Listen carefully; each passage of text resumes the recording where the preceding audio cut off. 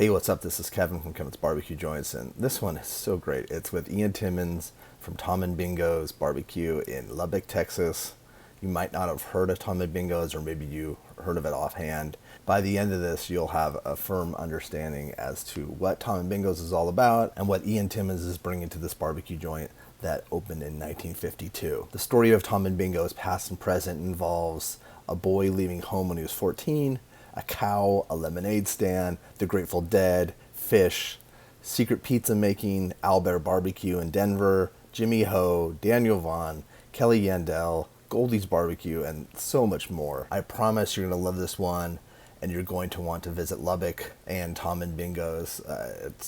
I can't thank Ian enough for taking the time and being so honest about all these emotions that he's felt throughout the years of taking this barbecue joint that was owned by his father-in-law, keeping the heritage, keeping the history, but then also transforming it into the current style of barbecue, but melding those two things. Again, I so appreciate him taking the time. I know you're gonna love this. And the Kevin's Barbecue Joints podcast and YouTube show is brought to you by Flores Tortillas. You can check them out at florestortillas.com. Tortillas with beef tallow in them every Monday at 10 a.m.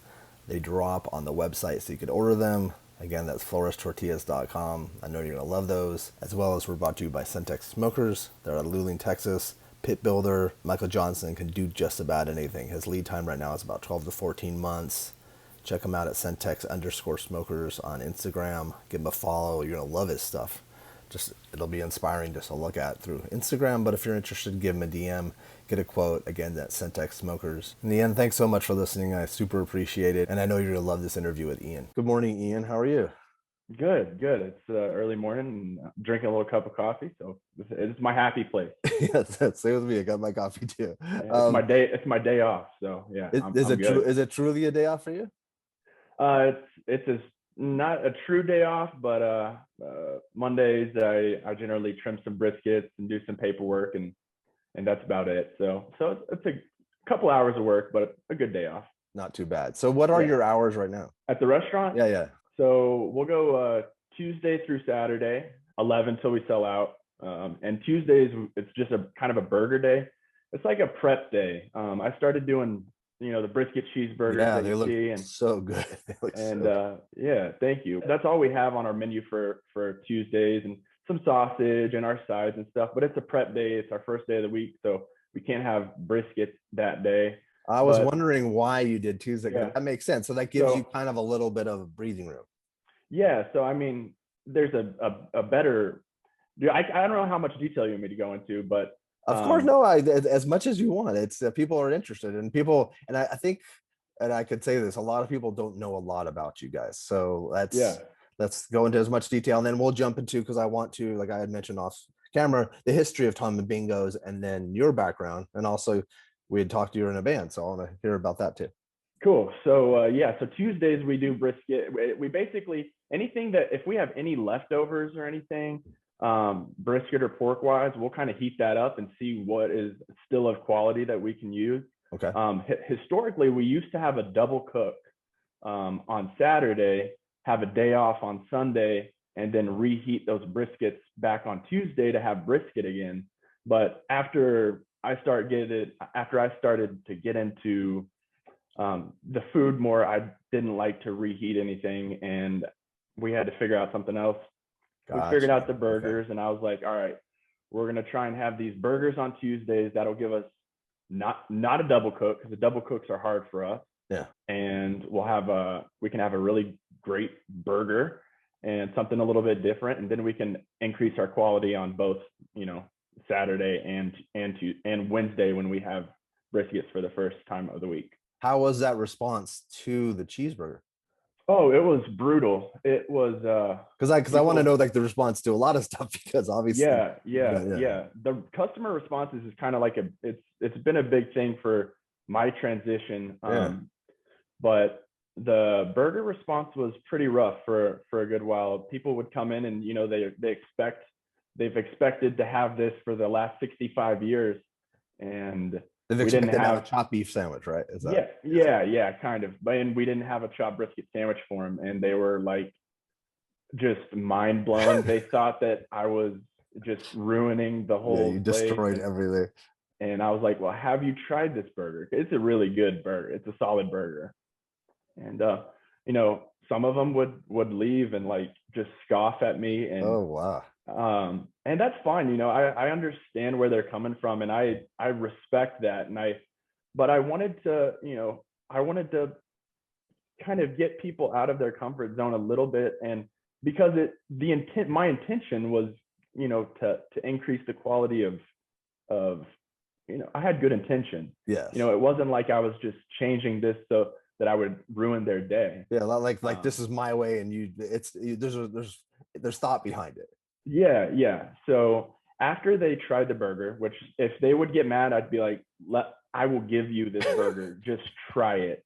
And now, you know, probably 6 months later, now if I don't have a burger, like on Wednesday, you know, the days I don't have burgers, they'll be mad at me now that if I don't have a burger. So Of course. I guess I consider that a win, you know. That is a win. Yeah, it would be interesting to be a fly on the wall on those early days of transition as to like how like the reaction of customers, because we all know even if you're just a regular barbecue joint that has never changed, there's still the customers still get upset about every little Yeah. thing. So to have that, let's, before we get into that, because I want to get into that deeply, can you talk about Tom and Bingo's? And was Dwayne, and my condolences, was he your father-in-law? Is that? He was my father-in-law. Okay. Yeah. Okay. Yeah, Tom and Bingo's, the store that I'm at now opened in 1952. Okay. By Tom, and Tom started. I mean, the history is so rich. He started when he left his house when he was 14 years old.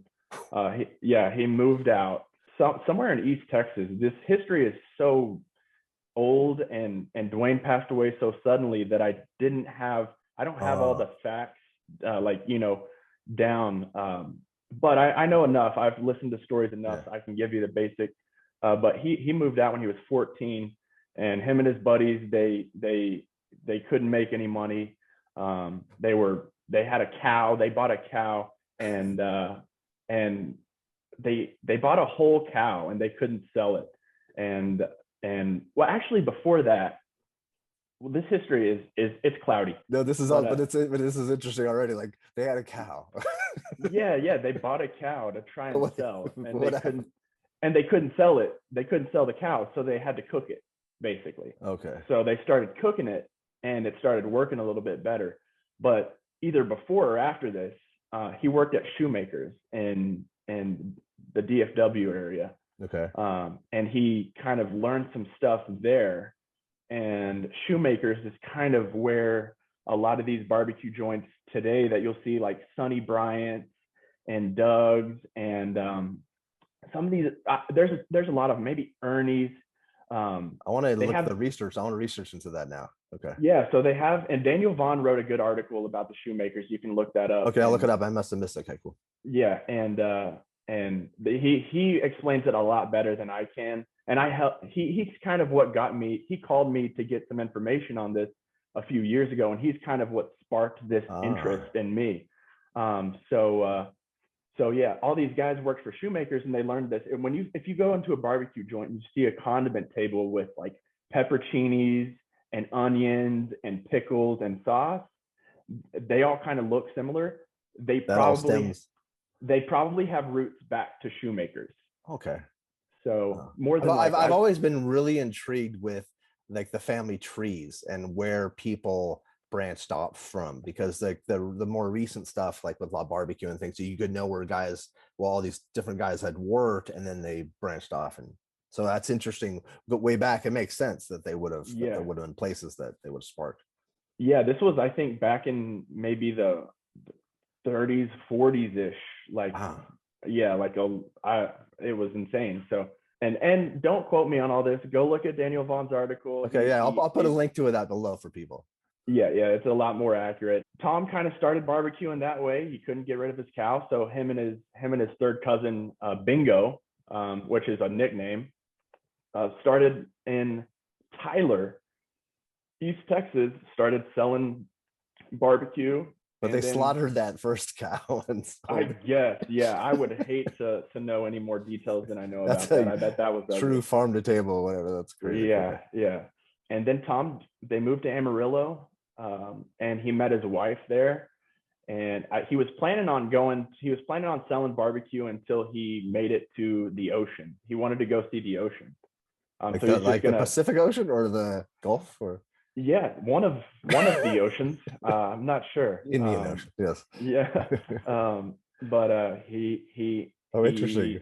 he met his wife in Amarillo, and I guess that's kind of where he put the brakes on it, and him and Bingo set up in Amarillo for a good while, Okay. and I think him and Bingo kind of parted ways. Bingo stayed in Amarillo, and there was actually two Tom and Bingos in Amarillo, one on Bell Street, and the other one I don't really know. And Bingo kind of ran that for a while. And Tom came to Lubbock. He had one across from Lubbock High Okay. here in Lubbock, and he had two more, one by the old hospital and one downtown. Okay. Because I knew And there were three, but so apparently there were five then, yeah, there was a lot. Yeah, they had or a even lot more of. maybe. Yeah, yeah, and the last one was the one that I have now, and on 34th Street, and that was back when he built that one. That was out in the country. He tried to get a loan, and the banker said that it was too far out in the country for them to give him a loan, which is funny now because it's like right in the middle of town. So It's not the country anymore. no, not at all. Wait, so is Tom Dwayne's father? Yep. Okay. Yeah, Tom was Dwayne's father, my wife's grandfather. Okay. Okay. Yep. And then obviously Dwayne started working with his dad to help, like kind of like a lot of kids that are in the barbecue business. Yeah, yeah. Tom had two boys and three girls, and I think they all kind of helped him. He put them all to work like pretty early, so they all were cooking barbecue and chopping onions and doing stuff from a really young age. I think the boys had to work there like right after school. They were playing baseball. They'd come help Tom with some.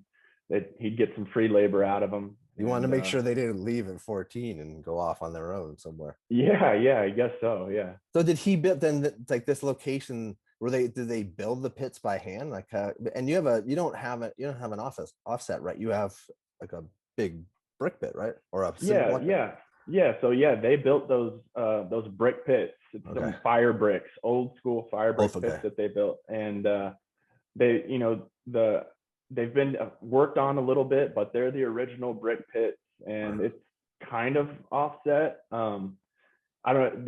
I have some videos on my Instagram just to show people, but they kind of make sense. They're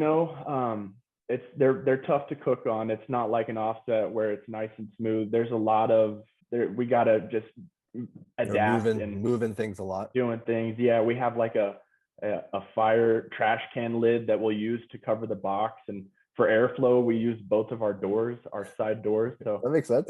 it just makes us adapt, and I think it makes us really. It makes you learn how meat is cooked, and it makes you learn a lot, I think. Mm-hmm. And especially if you got an offset someday, it would be so much easier for you because of the challenges that you've had to deal with. Yeah, that's my hopefully you would think. That's what I'm telling myself. So it's like a weight on a baseball bat. It'll make us better cooks, and eventually we will have to get an offset if we keep doing this, which I plan on it, because they have a life expectancy. I mean, they're already 67 years old, and I've had to repair them, and they're kind of like warping, and sometimes like grease will drip down into the fire.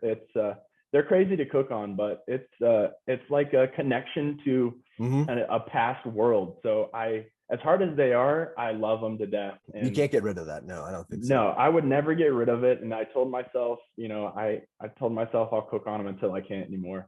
Yeah, and then it would, yeah, and I think it's like it brings up bad karma, right? Like bad, like this mentally, it wouldn't make sense. Yeah. It's not right to do to the previous pitmasters, and it's the tradition. Like that's what makes Tom and Bingos, and you have these big metal doors, right? Isn't like Yeah, they have like weighted, yeah, they have big weighted doors. Yeah, yeah. so it's They're pretty, similar, not similar, but it's the old school style. There's places in yeah, Lockhart that have places, and then there's yeah, okay. That's very it's similar. interesting because as I was doing more research, as I was saying last night, I was trying to find out more, and it's elusive to find out exactly what's going on. But I did, you are starting to put stuff on your Instagram, and there's the Facebook. There's stuff that you could see now with you. Then what's your path? How do you? I know obviously you get married into the family, but how does that work? Where did you grow up? Yeah, so I was born and raised 8 years in Austin, and then my parents moved to Lubbock when I was 8. Okay, So I actually moved on to my wife's block when I was 8. She wasn't my wife then, obviously, but I moved on to her block, and she was like the first person that I met in Lubbock. really? Yeah, yeah. She had a lemonade stand. Literally the day we drive up to our house, she had a lemonade stand. She was the same age as That is as me. And I walked down there, and I was a big yo-yoer back then. I thought that was pretty cool. So I like walked down there and bought a cup of lemonade from her and her friends. And I guess did the you show rest is off a just, little bit? yeah, I did some yo-yo tricks and she was pretty impressed. Yeah. That's kind of, I think, what sealed the deal. That is what generally, yeah. Yeah. Maybe that's Yeah. my problem. I need to pick up the You yo-yo. should try it if you haven't before. Yeah, because I've been married and I'm not married now, so obviously I'm gonna be going on Amazon and buying a yo-yo after this. Yeah, yeah. But I And if haven't it doesn't yo-yoed in work, so don't long. blame me. But Yeah, yeah, actually, yeah. it'd be worth it. But yo-yos are also frustrating too. And Yeah, there's and also it, like those guys, like they're probably like there's people that do those tricks. You're like, God yeah, damn it, I yeah. can't do Cat in that. the Cradle, you know. Yeah, yeah, Cat. yeah. Okay, that's the only one I remember. That's the only one I remember too, Yeah, which was kind of like a weird one because then like how do you go from that to like yo? It's weird. So yeah. how much was the lemonade? I don't know. I feel like it was priced pretty decent. I could afford it, so Obviously. So then were yeah. you like tight knit friends or did you just knew she was a girl on No, the block that you were no, from? she was really shy. She didn't really talk to me until a long after that. So yeah, sorry. Let me pick up. So we moved to Lubbock. I guess my culinary, my first job was at Dairy Queen Okay. when I was 16. Me and my best friend Ben, we worked there together. And I guess my first experience with food was like I was a 16-year-old kid, and they put me on the grill for like a day. And I was like, my mind was blown that I was making this food and that people were going to eat the food that I made. And it It is a really, weird thing. yeah, I that was the first moment that I understood, and the importance of, like, I just couldn't believe the importance and the care that you have to take, that these people you can make them sick, I was just so nervous, and that's kind of something clicked in that moment. Interesting. um so yeah, I worked there for a little bit, and then I worked at a Italian place here called Orlando's, which is a pretty big spot here. Still there? It's still here. Oh, Yeah, yeah. I was a waiter, and I they make really great pizzas. And I started to enjoy making pizzas. I would go back after my shift, and I would hang out with the pizza cooks, and they would teach me how to make pizzas, and I really enjoyed making pizzas. And I would get to where I would literally go help. I was a waiter, and I would go help the pizza cooks on my shift, during my shift, and I would make a pizza after each shift. And it was Super Bowl Sunday, and I got fired because I was making too many pizzas. I didn't ask if I could make pizzas. yeah. I was And wondering if the owners knew this. yeah, no, they did not know. So I came in on Super Bowl Sunday, and they fired me, and Oh. because I was making too many pizzas without asking. So Have you mended fences with them? yeah, Okay. actually, funny enough, me and the owner talk, like, he likes Tom and Bingos, and he's like a really, really nice guy, and he helps me a lot. So yeah, we did it. That's kind of satisfying. No, that's nice because I was fired from a grocery store. I had put my resume in for years, this little local one right by us, and they never called, but then they called like 3 days before 4th of July, and our family was going out of town so I worked. They said, come in tomorrow, you're fired. And so I worked, and they said, come in tomorrow, you're fired, which was like a weird thing to say. And then Yeah. the next day I'm like, they said, come in tomorrow, you're fired. I said, no, I have this vacation. They're like, pick up your check. And so the longest time my parents didn't go visit. We used to give them so much business and we didn't. And then slowly but Yeah. surely we fixed Yeah. things. Yeah, It was nice their time. loss. It It was was, their loss. I guess so. Yes. Yeah. Yeah. So Well, okay, same so for Orlando's. Their loss. So yeah, exactly. Yeah, that's what I Orlando's tell lost myself. like Yeah. possibly their best pizza cook. So yeah, I got to watch the Super Bowl that year. I guess you got to go on your 4th of July vacation. Yes. So it's not that bad. No, it turned out okay. Yeah, yeah. Yes. In the end, in Silver lining. retrospect, everything's like crazy, and especially at that age, in that moment, and then Yeah. retrospect. So where did you go from Orlando's? So I got fired from Orlando's, and Dwayne's wife, my mother-in-law Liz, was going out of town to help her mom work for a summer. And so at that time I was dating Christy, my wife. I had food experience, and he was like, well, I need somebody to help me for this summer. And I was like, I mean, I'm free. Yeah. And I don't know how easy of a decision that was for him to like get your daughter's boyfriend. Yes. You were a fiance at the time. You were a boyfriend. No, yeah, I was just like a young, dumb boy. So, but a roll he was of nice. The dice. Yeah, it was a roll of the dice, and he was nice enough to let me work for the summer, and so I started working for Tom and Bingo's summer of 2009. Wow. Yeah, so I've been there for a while. So this was before the giant barbecue explosion, and that was kind of like around the explosion, like it was just right before. Yeah, it was. Yeah, and it was right there, and I just loved it. I loved just the customer interactions and working with Dwayne, and it was just like a kind of like a barber shop type feel where these old farmers and cotton farmers and these old just Dwayne's friends would come in and they'd chop it up, and that's so cool. It was just exciting, and the type of experience and the type of service that we would give. It was like you would walk into your mom's kitchen. I mean, and you just know he knew everybody. Hey, blah blah blah, like, and he already would know their order. He'd have it made by the time. Don't you love places like that? I love places like that. Yeah, I mean, that's what secured this passion. It wasn't even the barbecue. I just loved the interactions and everything like that. So that's kind of like the moment that it really clicked. Oh yeah. I didn't leave. Like the summer's over, Liz came back, and I stayed through Tech. So I went to Texas Tech, and I worked there with Dwayne. I was playing music at that time, so I was just gigging, and I was working at Tom and Bingo's and going to school at Tech, and that's what I did until I graduated. Well, I moved. Yeah, that's what I did for a while. What was on the menu at the time? So our menu then was mainly chopped brisket sandwiches. Mm-hmm. We had chopped, sliced sandwiches, regular and lean. We had ham. We had bingo burgers, and that's it. What was a bingo burger? Was that brisket? A bingo burger is a smoked hamburger patty. It's an 1/8 of a pound hamburger patty. That's really old school, and we would smoke them on our pit and put them in some barbecue sauce and some water, and they were super cheap. I think back then, like, you could get a bag of 6 for $1. So yeah, no, this was like back in the 60s. Oh well, so, okay. So it was a cheaper option. You look so good for people. No, yeah. So bingo burgers were like that cheap option that people could afford. Yeah.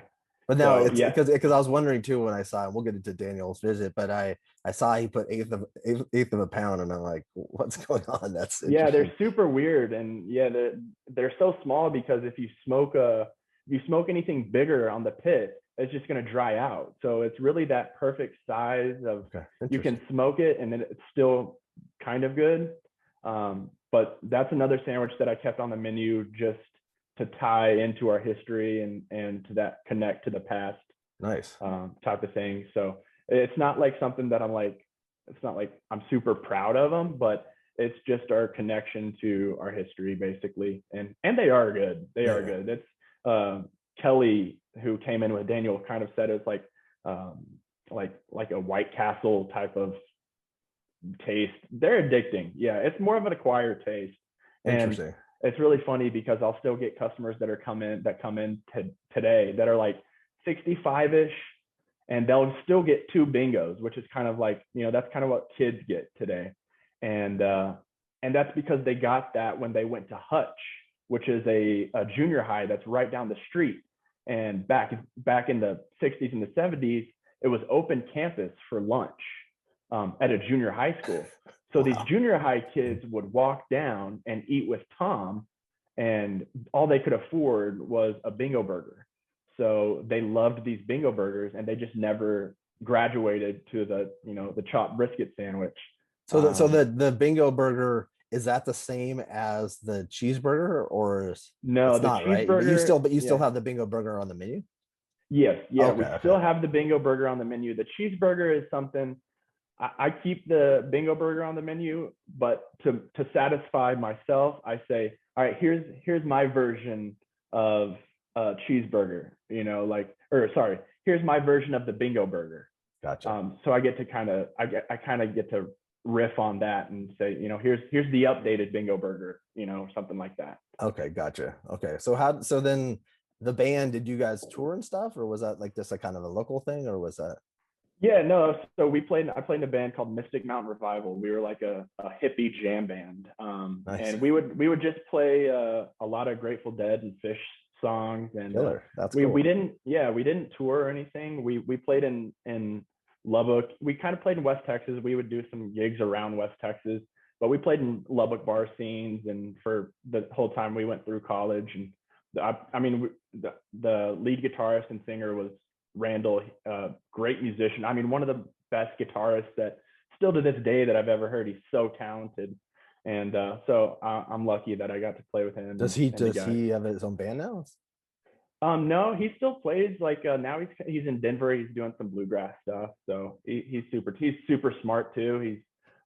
He's an engineer. He's crazy. Like Fish. Like it sounds like, it seems like a lot Yeah, of these guys, like people think like the Grateful Dead or Fish like are just these like stoner hippies, yeah. guys who do drugs, but it's a lot. They're hyper intelligent, and when they go Yeah. off on these riffs, it's like a jazz blend of, yeah, it's He's crazy. insanely smart, and that's what, if you're a great musician, more than likely you're really good at math, Yeah. because Uh-huh. that's how That's he true. looks That's a good at. point.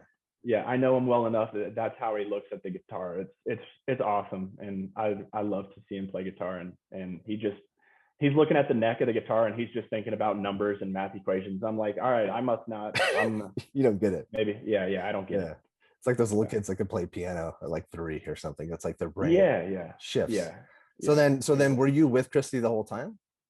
Yeah. I was with Christy the entire time. I tried to break up with her because I was like madly in love with her at 20 years old, and I was like, nope, I'm not settling down this early.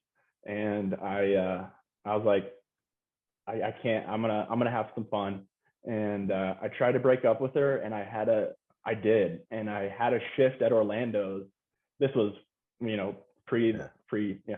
I had a shift at Orlando's, and I like cried the entire time, and Oh, I was like, no, take me back. I'm sorry, I made a mistake, and it was awful. And I think she made me work for it, but good. I Good learned for my her. I learned my lesson that, sometimes you don't know what you have until it's gone. It wasn't even that. I just had to, us guys kind of can Yeah, be, you just you also had that, yeah, that we can mentality be that you stupid thought, yeah, sometimes. Yeah, we could be stupid all the time. yeah.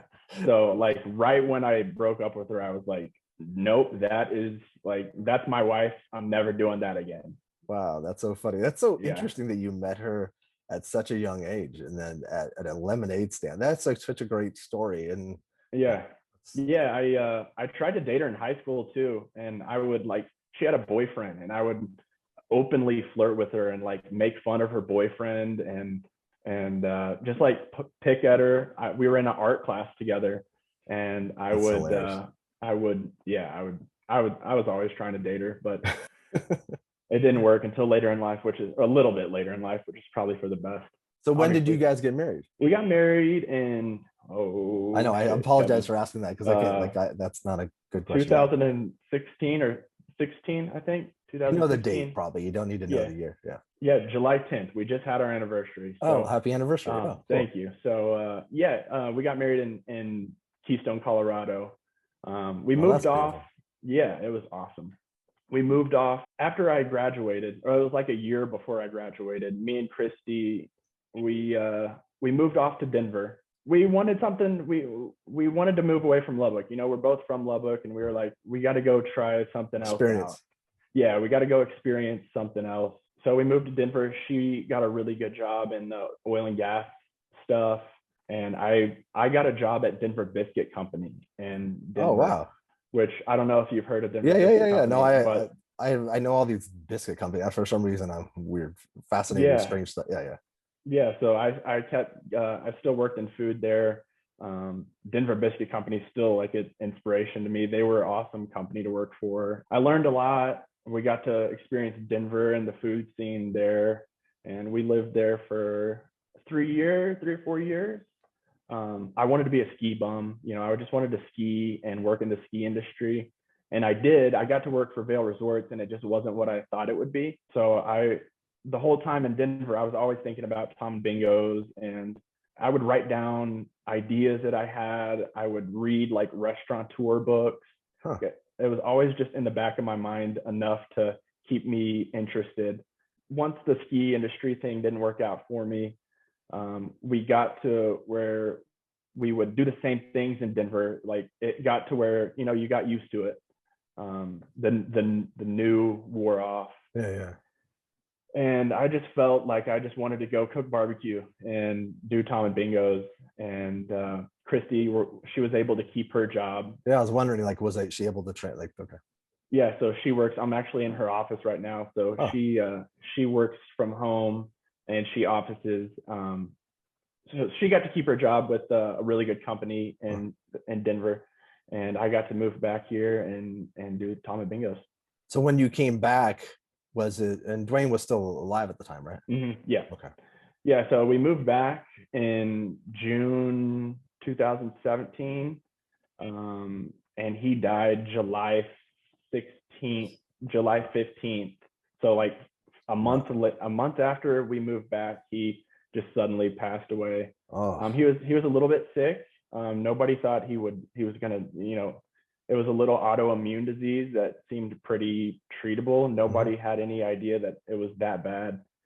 And then it just it progressed really quick. And so yeah, we moved back to take over this restaurant. A month later, he dies, and we're just like, you know. Wow. So then did you guys shut down for a while, or did you have to? Yeah, we shut down for a couple weeks just to you know, let everything settle. And there's a lot of grief going on, so it was hard to open up the store then. So yeah, we shut down and kind of regrouped a little bit. But at that point, when you reopened, or essentially reopened, was it the same menu that was before? Did you keep that? And then at what point did you decide to start shifting it? Yeah, so I kept everything. When I took over, everything was the same. It was the same way that we cooked briskets. I did everything his way then, and it took a while for the menu to progress. So back then we would just wrap some briskets in foil, throw them on the pit at like 2 in the afternoon, and just cook the hell out of them real quick. And we'd leave a fire at night, and they would kind of cook and rest overnight in the pit. I gotcha. And that also kind of goes back to Shoemakers and that whole thing. Back then, they didn't really care about the meat quality so much as the barbecue sauce. So you'd cook some meat to throw on a sandwich, and then you just douse it with barbecue sauce. And our barbecue sauce is really delicious. So that was kind of the style back then. Before this there was obviously a lot of different styles of barbecue, but one of them was just to, you know, the meat wasn't as important as the sauce, and that's the barbecue. That was the style I was cooking after Dwayne died, and I cooked that for a little while. Yeah, I cooked the same way for a little while to kind of I didn't want to change things, you know. I wanted to, it was too fresh. I wanted to honor, you know, the restaurant, and also the customers weren't ready And they were yet. coming in probably heartbroken, or they're sad. Heartbroken. Yeah, very sad. It was a hard year, really. And I had to honor that tradition that got me to where I am now, but also for the customers. Like, the last thing I wanted to That's be is respectful, that, yeah. yeah, the last thing I wanted to do is come in as the stupid in-law and change everything and ruin this Hmm. spot that so many people love. They've been going to for decades. Yeah, decades. So yeah, so I was Wow. super careful about everything. You know, all the changes. It was a fine line and a delicate dance, I would say. At that time, were you going out to other barbecue spots and seeing what they were doing? Is that what inspired you to shift the menu, or? When I first took over, I know we were kind of like, I didn't have any idea the vastness of this barbecue world. I literally wasn't on Instagram. I'm still like, I didn't even know, like, this is my first Zoom meeting. So I didn't pay attention to the social media. I didn't eat anywhere because I was kind of taught, like, we were like, you didn't need to eat anywhere. Like, this is where the barbecue's at. And it was kind of like a That's so blasphemy interesting. to eat at another spot. So, but I did eat at Owlbear in Denver, when they were in Finn's Manor when I lived there. Okay, with Carl, yeah. Reluctantly, I ate there, and it, like, secretly, it blew my mind. I was like eating it, and I was like, oh my god, like, Does Carl know this. that? I don't know. I don't even know Carl, Okay, so well, probably I'll write not. him. I've been But writing him. yeah, I had done some texts, and he's like, he wanted me to edit it, and yeah, no, he's a cool guy. Okay, yeah, interesting. I'm sure he is. So that was kind of like, Albert was like my first, like, kind of like holy shit moment that I tasted it, and I was like, this is, because I had seen pictures of, like, the black brisket, you know, and I had heard, like, whispers of, oh my gosh, and I was like, it was a crossroads for me, because I was like, I had this soft spot for Tom and Bingo's, and then I saw this barbecue revolution come up, and Albert was kind of my first taste of that, and I couldn't believe it. Like, it was insanely good. And he had worked at And Franklin. yeah, he had worked at Franklin's. I knew that, so I knew, I kind of got, you know, a little bit of that. I wasn't eating any. I had no idea of anything. I was clueless. I was just focused on, you know, my work at Tom and Bingo's and what I had cut out for me. Okay. When did you And switch? When did you start changing?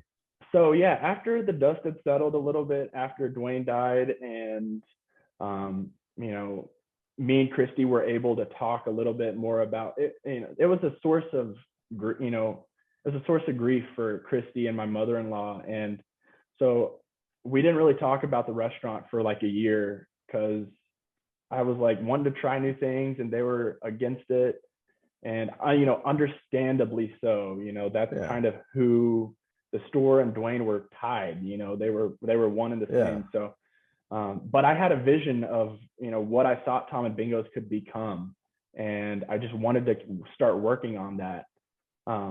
So eventually, Jimmy Ho came in and Oh, ate, and he was like, oh yeah, I write, and I served him like a chopped brisket sandwich, like we historically always did.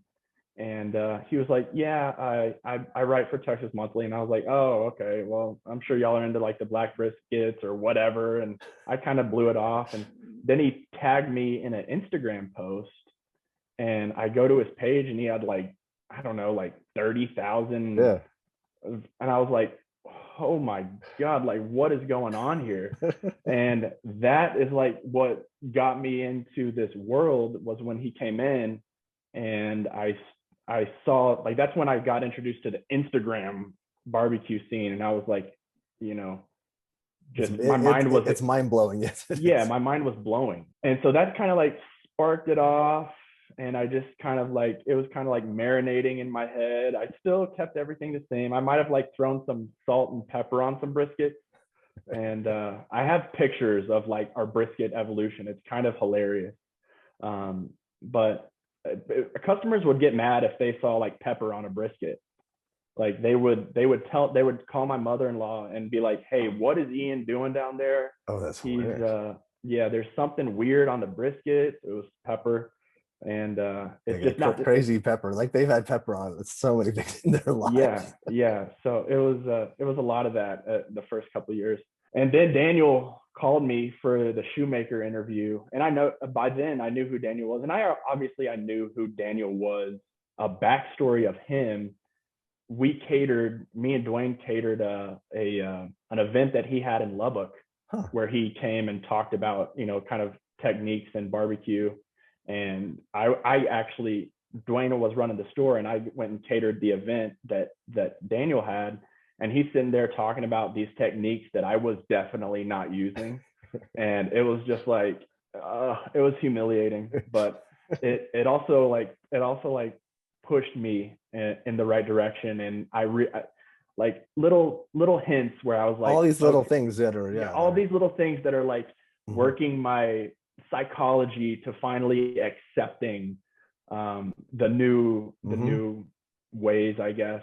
And so those things were just chipping away in my mind over the years. Finally, he called me for the Shoemaker interview and was wanting our history and stuff, and wanting to know how we tied into the Shoemakers. And I was like, "Who are the Shoemakers? I don't know any of this." So I went to my family and started getting information about Tom.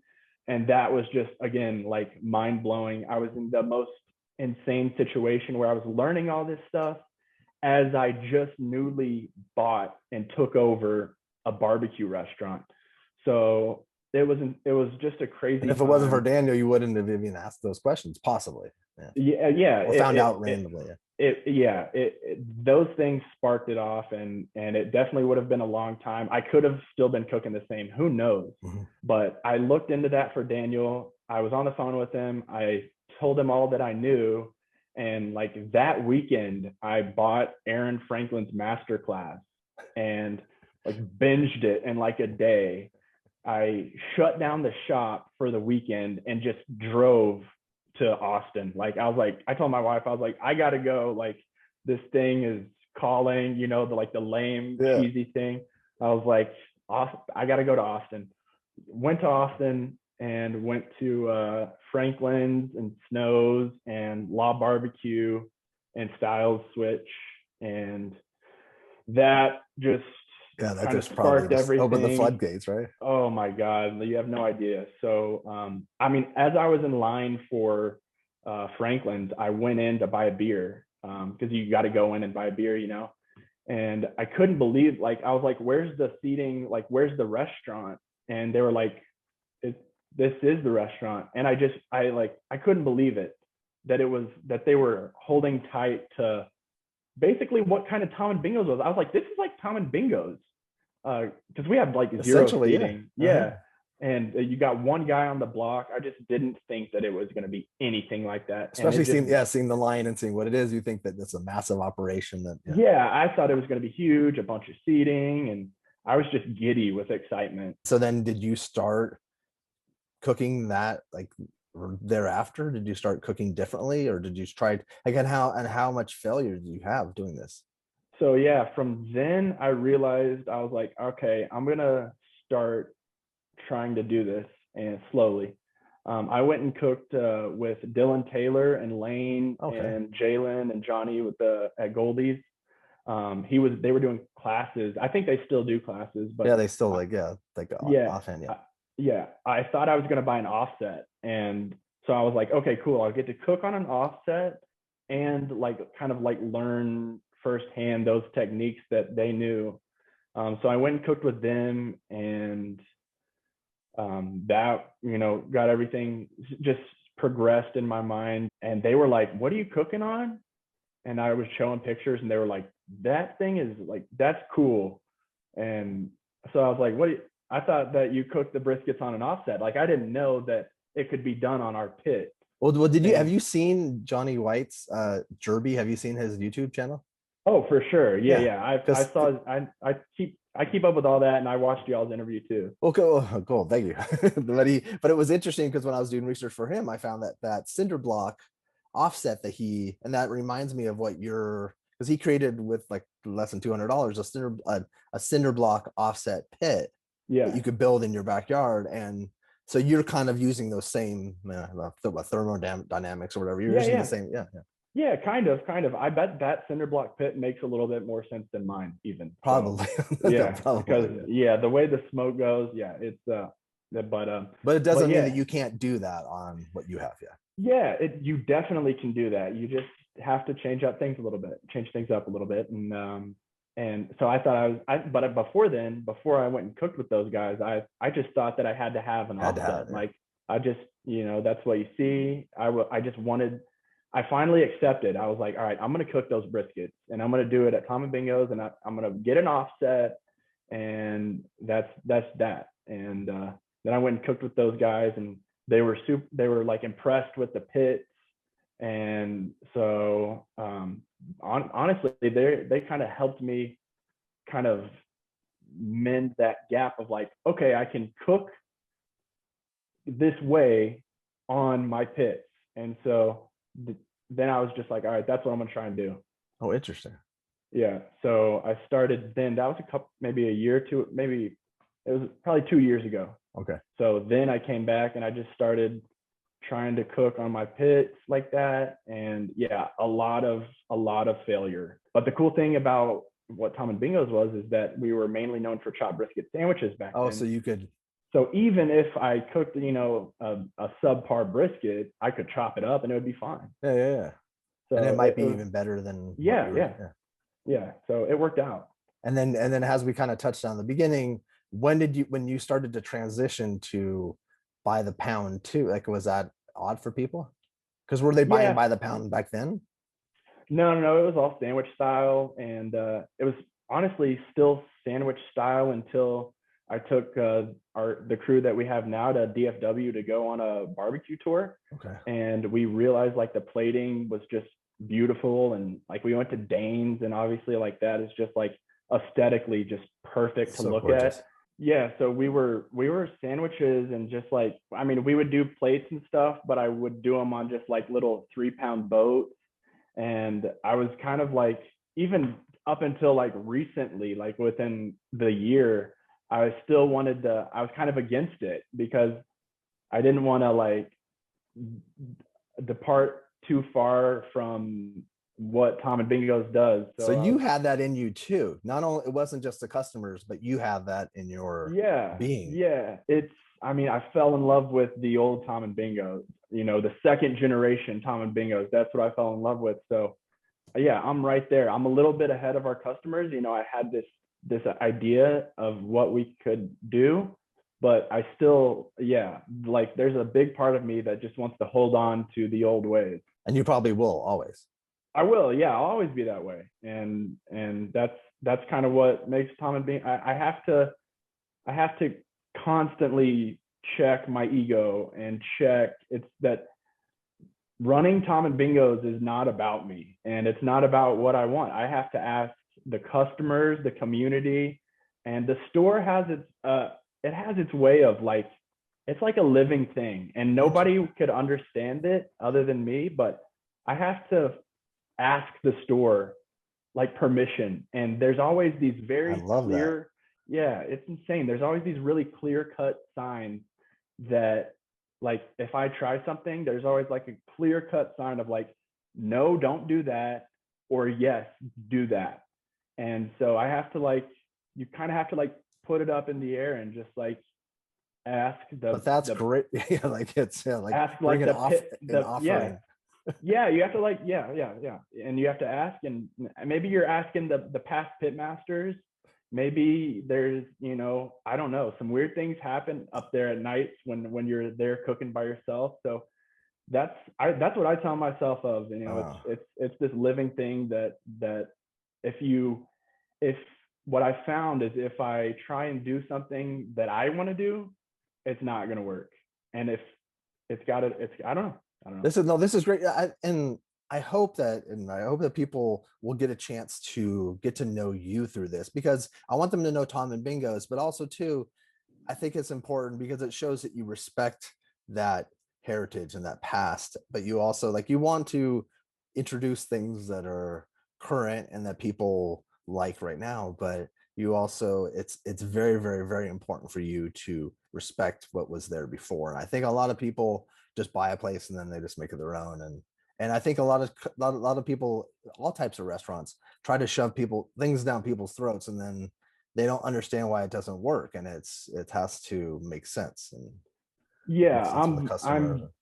I'm very big on that. That's like my first, that's one of my top priorities is I do it for the culture and barbecue culture. And I love like when you walk into an old place and it looks just uh, rough yes. and like that culture is what barbecue is to me. Barbecue's, it's different things to different people, Hmm. but I love that barbecue spot that's kind of a little bit, not clean, Hmm. little some rough edges, Uh-huh. and but in a way to do it today, the food's got to be really good. So I have to get the food really good, and then other than that, I want to do it for this barbecue culture because I owe it to barbecue culture and Texas culture taking over this old restaurant.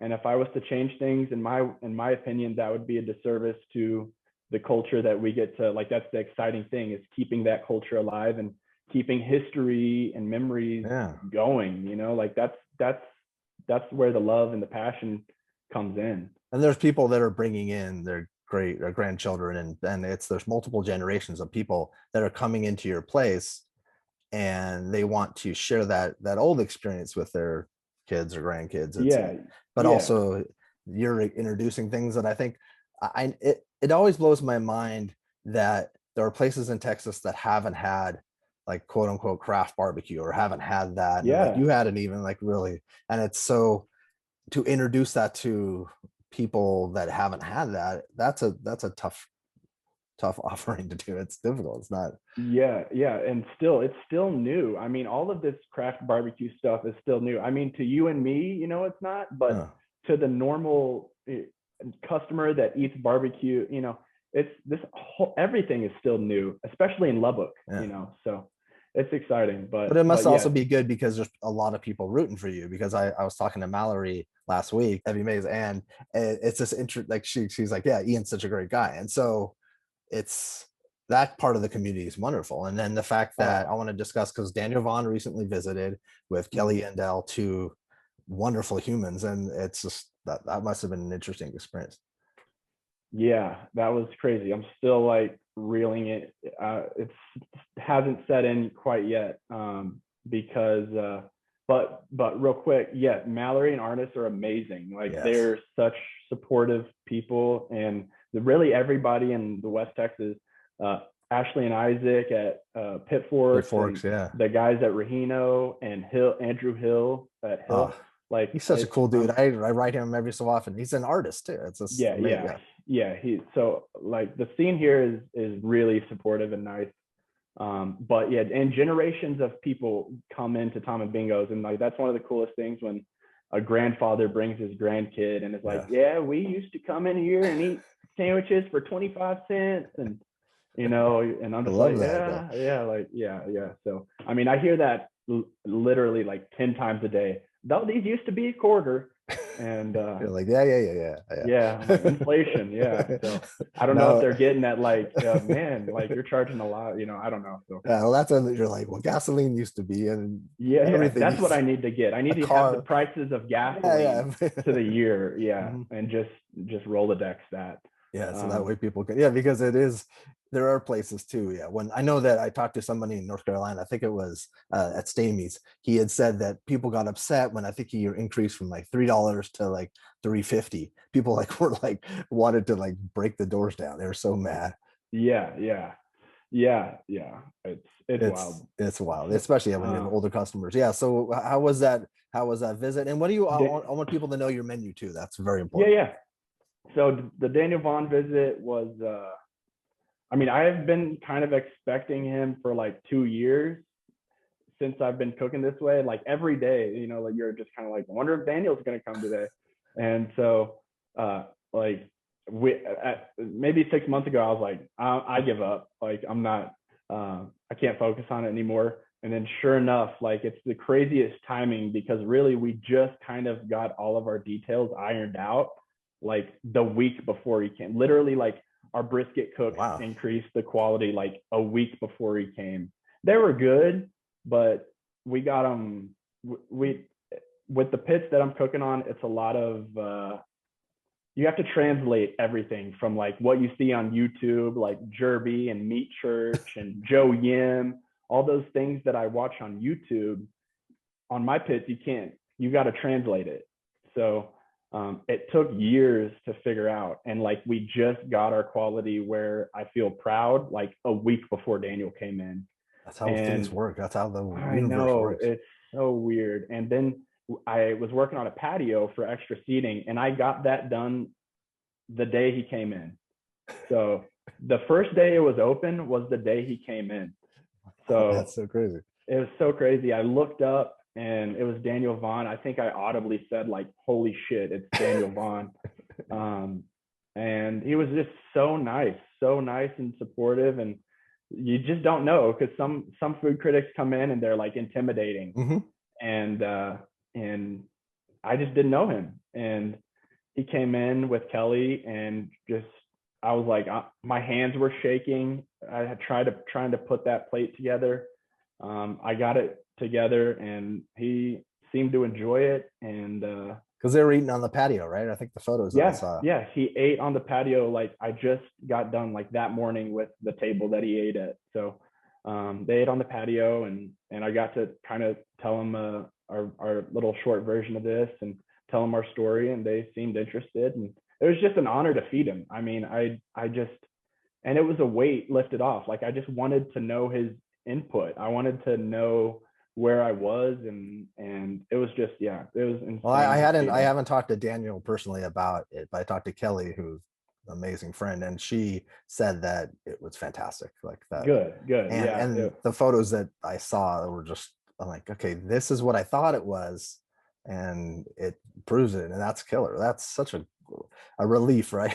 Yeah, it's a relief, and just the fact that we got our menu down like a couple weeks, and it was decent. It would have been decent before, but it was I served him something that I was proud of. That's more so not a relief as much as just it was nice to be able to put your best foot forward. And and I always knew that we had that in us at the store, and I would have felt terrible if he would have came 2 weeks before, so just the timing of it was amazing. Timing's interesting. And what did they get, and what's your menu? So our menu now is brisket, pulled pork, house made, chipotle cheddar sausage, and that's what they got. And they got a bingo burger, and they actually liked that. Like I was kind of like scared to give them one, but they understood it, and they understood the tie back historically. And I always thought that Daniel Vaughn like would understand what we're doing, because some people come in and it's like they don't get it, and some people come in and they do get it. So it's Tom and Bingo's is like you either get it or you don't. Mm-hmm. And I always thought, and I was like, surely Daniel Vaughn, like the two of them both love the history of barbecue and history of food. So I think you serve that to two perfect people. Yeah, it's kind of insane. They understood it, and they got the history, and it was just I couldn't have dreamt it would have gone any better. Well, hopefully people that watch this too and listen to this, when they come and get it in order too, they'll understand the history too. Because and I appreciate the opportunity, because I've never really gotten a chance to tell the whole history like this. And I've been, when I'm at work every day, I feel like I'm at a barbecue museum, and it's nice to be able to tell the story, really, because Tom and Bingo's deserves the chance to tell the history, and I owe it to the store to tell that history. But on the menu, we have brisket, pulled pork, house-made sausage, and that's Wednesday through Saturday. Okay. Bingo burgers. We do turkey when we get it. We try and have it on the menu every day. Okay. And then we do pulled pork taco. I saw those. Yeah, that's something I like doing.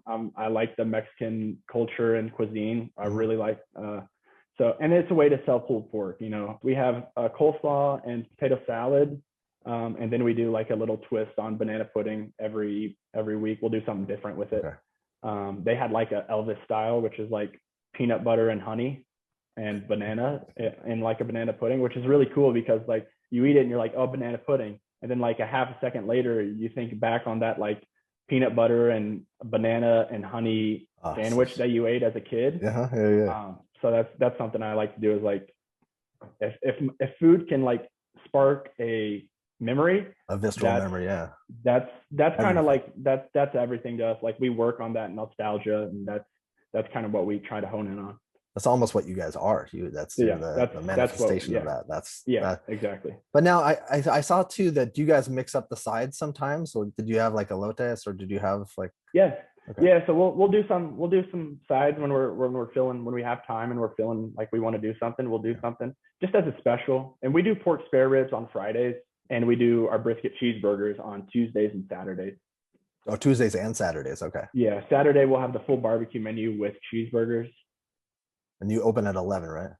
Yeah, we open at 11. Yeah, yeah. And how are you guys? And like obviously, once this because this will probably come out tonight or tomorrow, and then there'll be I'm sure Daniel's gonna write. So right now, what are you currently selling out at? Like, are you selling out every day, or is it something like can people come a little later in the day and get food? Or Yeah, we'll try and stay open till like 3. I okay, mean, sometimes we'll have a line. Sometimes it's a different spot. You know, we'll have regulars that come in 3 times a week, yeah, and get a sandwich. We'll have food till like 3, okay, 3ish. We try and stay open. I mean, we'll try and go until we sell out. I yeah. hate reheating or wasting anything. That drives me crazy. But if things go the way they possibly could, then you'll probably have to get an offset to add to the Yeah, we'll see what if happens. that happens. Yeah, I don't want to get ahead of myself. I just want to no, focus on just being who we are and keeping things authentic, and that's something that yeah, I don't even know. I'm not even maybe you could letting even myself build credit. another a pit just like what you have, but Yeah, in another yeah, pit room or something. I don't know. That would be it. I look forward to hanging out. I would love to spend an evening with you too, because I'd like to be around yeah, the yeah, and gods of the old pit masters and people of yeah, the souls. That it's a cool place to hang out at night, and I think I've made friends with whoever is walking around there at night. We want to do this and respect the culture. It's hard to research us. You had some troubles finding stuff about us, yeah, and we do that. I don't like to. We'd have to do the Instagram thing to just kind of market ourselves and get our name out there. You have to self promote to an to a extent certain these extent. Yeah, days. But if I had the choice not to, I would. And I don't market everything. This Tom and Bingos is like a secret. It's like a kind of an underground cult, and I want to keep that going as long as I mhm. can because uh, that's I don't know. That's something that I like, and I mean, there's obviously two sides. You want to be successful, and you want to do that, and make get your name out there. But then there's something intriguing about just being underground and being Mhm. like a Lubbock's kept secret, and people feel People like love that too. people love that when they get to bring their friend into this Mhm. spot and they're like, oh, you've lived here. I mean, so many people have lived in Lubbock their whole life and still don't know about us.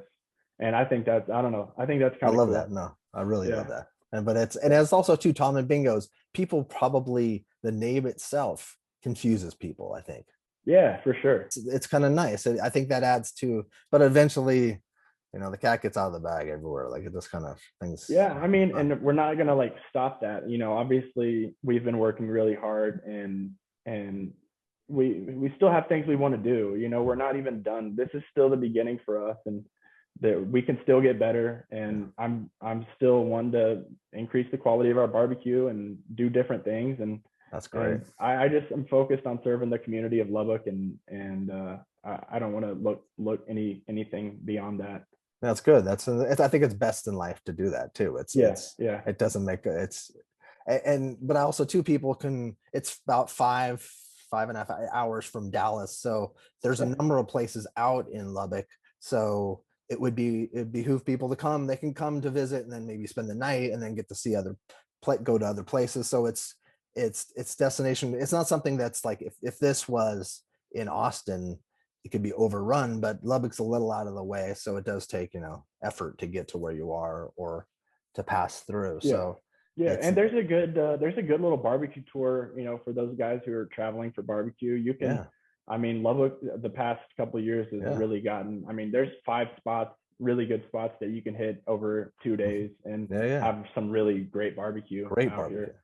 Pit Forks, Rahino, Evie Mays, Tom and Bingo's, and Hill, and right those there. are awesome. Yeah, those are great spots. Yeah, yeah, yeah. That's awesome. Well, thank you for taking the time, and I Yeah, know that people will listen for the whole time because yeah, I know sometimes some other podcasts try to keep it under an hour, but but yeah, I tend to yeah. like to talk, so I I have a I and I'll here in a day or two I'll start second guessing myself and just regret how much I talked on here. no, But but I man, it's a great honor to be here. I still can't believe that I get to talk to you, and that means you've a had lot. some of the best guys. I've listened to these podcasts of Elliot Moss and Lane and all like my barbecue heroes. I mean, to me, you guys are like celebrities. So the fact that I get to do this is it's a real dream and a real honor. So thank you so much for Well, having me. thank you. Most people probably don't think I really exist in reality. I'm just doing these, and Yeah, because you're just like they don't see me in the wild. you're just one of those like Black Mirror Yeah. internet. You just that your existence is on the screen. Yeah, which is fine. I think that's totally Yeah, fine. And what's funny too is that because I've interviewed, like a lot of people that like people that are my heroes, but when I take my glasses off, people like I yeah, look different, and yeah, because definitely. my eyebrows are so light. And so I talked to Sam Jones in person, and I was just talking to him, and then he's like, "Wait, you're Kevin?" Like he didn't even know. Yeah, yeah, And I yeah, put my glasses. He's like, "Okay, now," because I'm near, like I could see everything, but I just need it for reading, and so it helps yeah. for this. So it's kind of funny. I should get some glasses that like work just so I can wear them outside. So like Aaron Franklin Yeah. style glasses or something. But Yeah, yeah. Well, now this you has got to wear been those things all the this has time. been really awesome. I'm so happy to meet you. I feel Yeah, like we're kindred spirits, and I can't wait to yeah, come, because a lot of the things that you've talked about are things that I believe in, and things that yeah, I kind of see how your brain works, and I'm yeah. excited to Well, meet you in thank you person. so much. Yeah, I hope that people can make the trip out to West Texas and support this great scene of barbecue that's up and coming. But Definitely. we're still on the up Oh and yeah. coming.